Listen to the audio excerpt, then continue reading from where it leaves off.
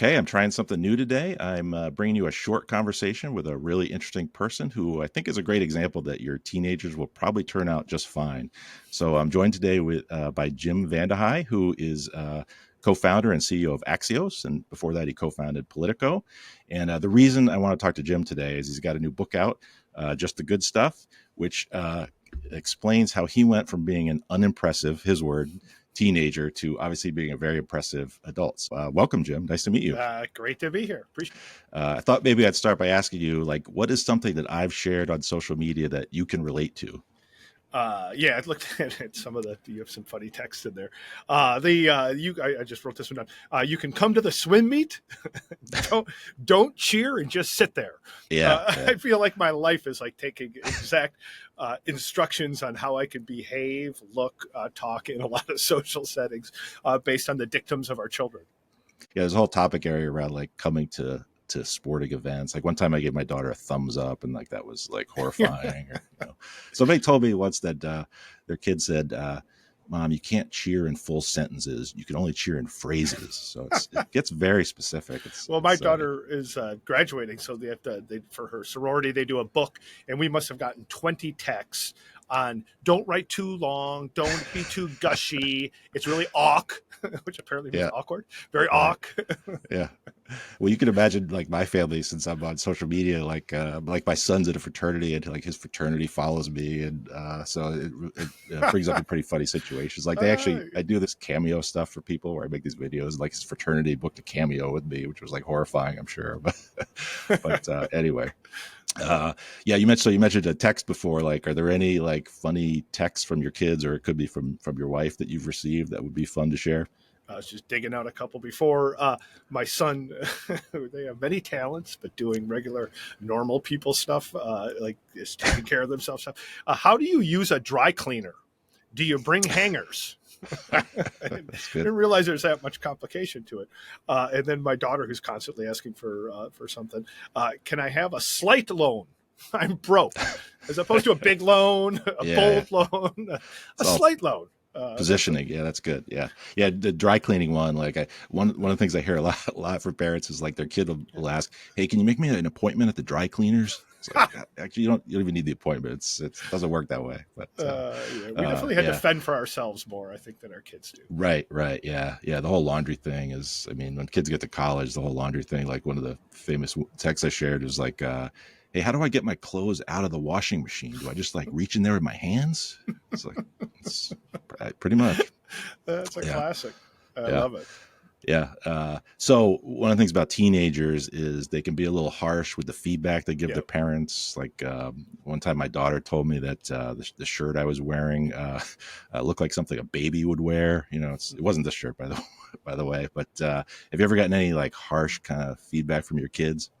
My harshness is around, like, I'm lucky, like I have these awesome relationships with my 3 kids, which we can get into, but it's that I'm way too harsh, too severe when they do things wrong, because I've written a book with an intro that says I was a hell of a lot worse than they were.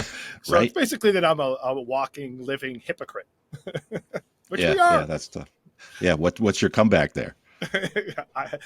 No one told me not to do it. My parents were awesome, but what they don't realize is when we were kids, parents didn't talk to you about anything. I don't remember having a single conversation about anything I was supposed to do or not do. They just assumed you would do it, and they told you, don't lie and go to school. Everything else, you're on your own. Yeah. So actually, the opening line of your book, I'll read this for folks, is, "I was among the most unremarkable, underachieving, unimpressive 19-year-olds you could have stumbled across." So tell us about that. Like, what's an example of a dumb thing you did as a kid, or what? Paint a little picture for us. I mean, I mostly only did dumb things when I was a kid, so there's a long list. But again, this will test your audience. They have to be old enough. But the dumbest thing I did was, you remember Teen Wolf when he did the van surfing?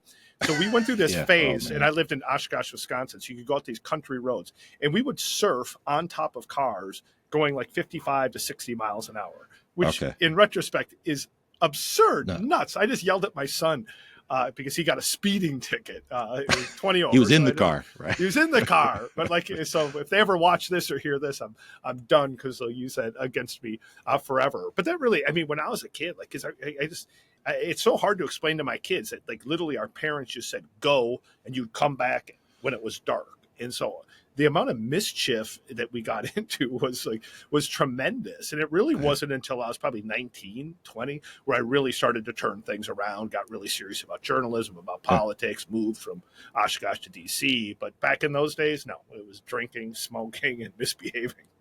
Well, that's a good transition to the last thing I want to ask you about, Yeah. which is just, now that you've kind of figured it all out at this phase of your life, or as much as you can at this point, like what's your advice for other parents? What's your advice for teens or young adults? Yeah, I think the a couple pieces on the parenting thing, and as you know, we never figure this stuff out. One is, and this is totally my wife, the smartest thing we ever did. The minute our kids were born, she started reading to them adult books in an Mm, adult voice. And mm, my two oldest kids, who have been with, we adopted a kid 5 years ago, but the two that were with us at birth, they are voracious readers, huge and great awesome. vocabularies. And it's 100% because my wife didn't talk to them like babies and didn't read to them like babies. So that was huge. I think the smartest innovation I had, my son's going to kill me for saying this, is when he was like 6 or so, I started having the penis talk. And I basically went in, I said, listen, like, I wish my parents had done this to me. Like, you've got this thing, you're going to have all these questions, weird stuff's going to go on your head. I want you to know you can ask anything. I won't laugh. I won't make fun of you. And he had the most epic comment ever. It should be in a movie. I said that. There's like this dramatic pause. He's like 6, looks up at me, and he goes, Dad, and he looks down, and he goes, there's no way this is just for peeing. You would think it was scripted. Smart kid.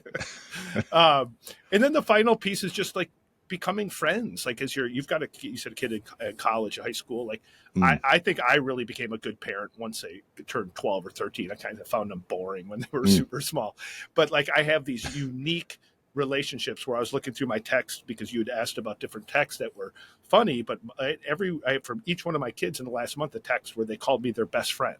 And like, I that's love that I've awesome. been able to develop a friendship, a unique friendship with each of them. And I think it came because we never duck the tough stuff. I have very hard conversations with them about just life's hard. You get to our age, people die, people get sick, people do weird things, people get depression. Like we've always tried to talk about those things and really take the relationship into a much deeper place. And because of that, it's if I died tomorrow, it'd be the thing that in my marriage are the things I'm most proud of in life. Like there's a lot of stuff I screw up, but like I know I'm like a really good friend and dad to each of my kids in an individualistic way.